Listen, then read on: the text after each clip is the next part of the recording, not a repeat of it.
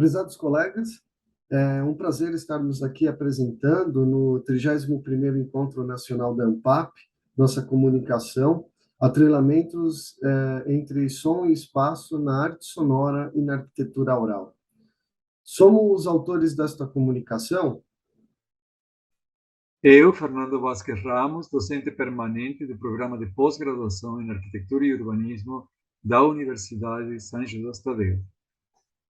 E eu, Kleber Gazana, doutorando do Programa de Pós-Graduação em Arquitetura e Urbanismo da Universidade São Judas Tadeu.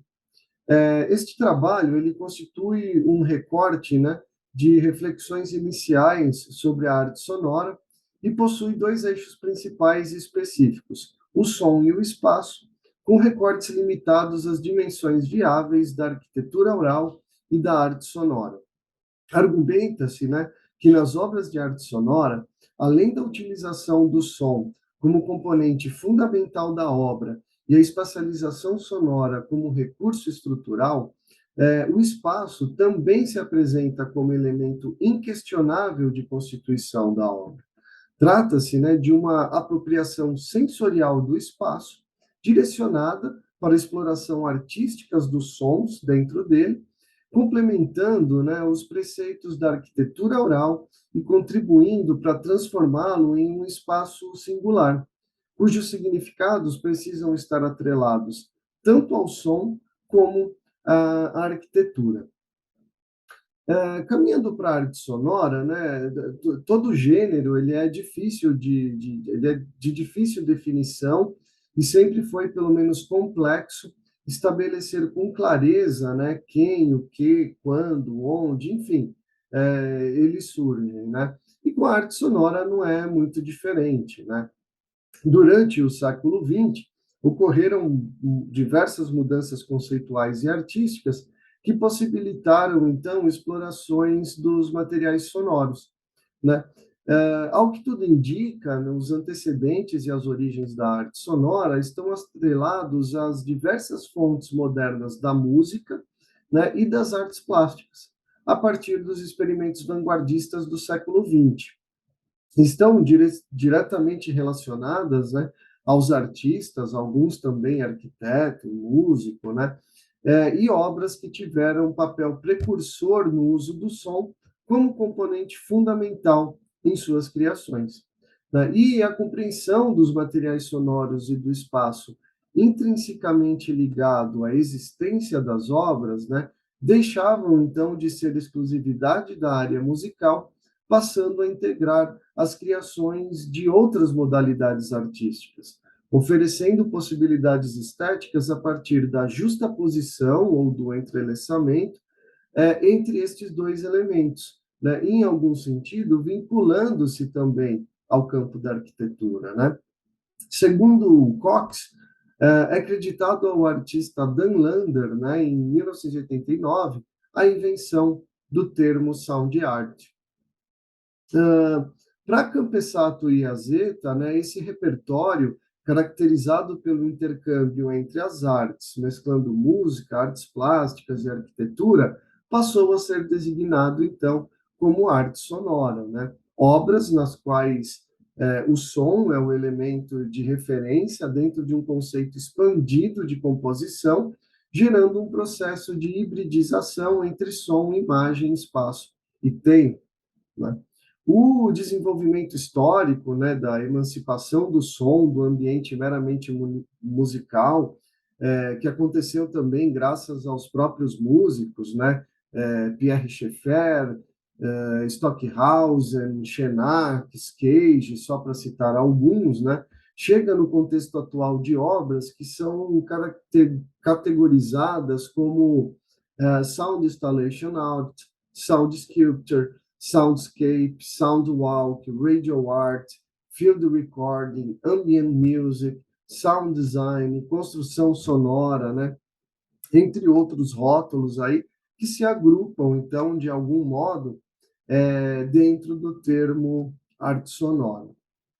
Caminhando para o nosso segundo item, né, que é a arquitetura oral, então, a partir de agora, a gente vê apenas um aspecto referente à arte sonora, né, então, o espaço, e sua confluência com a arquitetura oral. Uma ideia inicial para essa aproximação, né, é a máxima do renomado artista Max Neuhaus, que coloca a música como som organizado no tempo e a arte sonora como som organizado no espaço, né? Uma afirmação assim polêmica. Em Spaces Speak, Are You Listening, né, de 2007, livro dos autores Barry Blesser e Linda Hutt Salter, né, eles afirmam que a arquitetura oral se refere às propriedades de um espaço que pode ser experimentado pela escuta, né? Então, som, espaço e escuta são temas caros à arquitetura oral. E, como eu escrevo aí, muitas obras de arte sonora se configuram como espaços, né? Incorporando, inclusive, os traços arquitetônicos, né? Então, são esse tipo de arte sonora que nos interessa para este momento, né? São concepções de trabalho que se inserem no campo das instalações, ou mesmo site específico, né? Espaços em que o público adentra, percorre, age, né? Ativando os seus sentidos e que depende de um determinado lugar e contexto, né?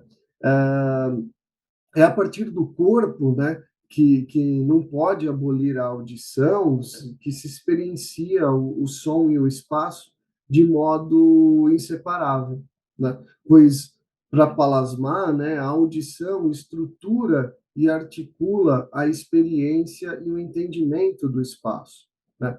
Então, essa experiência e os aspectos sensoriais a partir do corpo e propiciadas, né, por um espaço arquitetônico, reforçam nossa relação com o espaço, né, e são discutidas, então, por Palasmar, já desde uma sensibilidade contemporânea, onde, para ele, a grande missão de qualquer arte significativa é fazer com que nos sintamos seres corpóreos, né? Percebe-se aqui, então, que algumas questões abordadas pela arquitetura passaram, então, a estar implicadas na arte sonora, onde muitos trabalhos, então, têm se configurado como espaciais, né? Vaz nos apresenta aí, então, três tipos de espaço articulados à arte sonora. A inserção da obra, né, em um determinado lugar, ou seja, ao contexto de sua experiência, seja este lugar, então, um espaço natural ou a arquitetura de um lugar construído, né?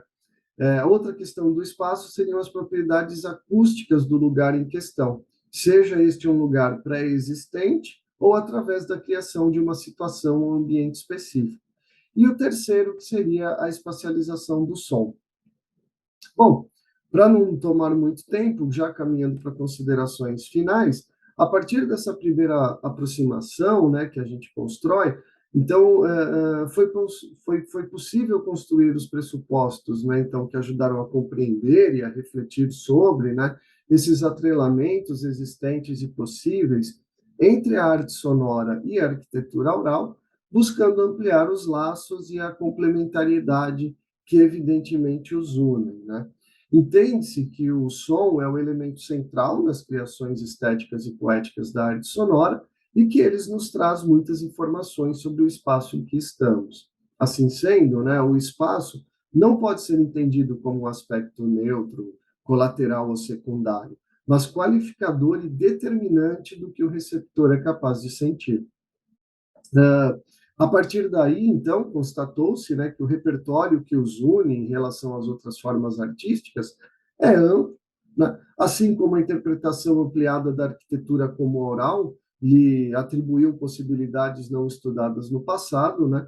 E que o acúmulo das duas perspectivas, né, em uma única abordagem garante uma dimensão conceitual e perceptiva muito mais complexa e assim interessante.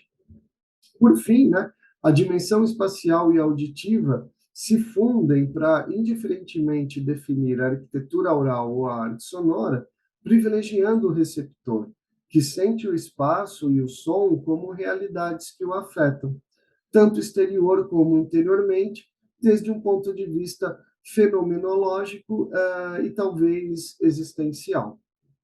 Bem, então, para finalizar, agradeço, né, por nos assistir nessa comunicação oral da ANPAP 2022. Obrigado.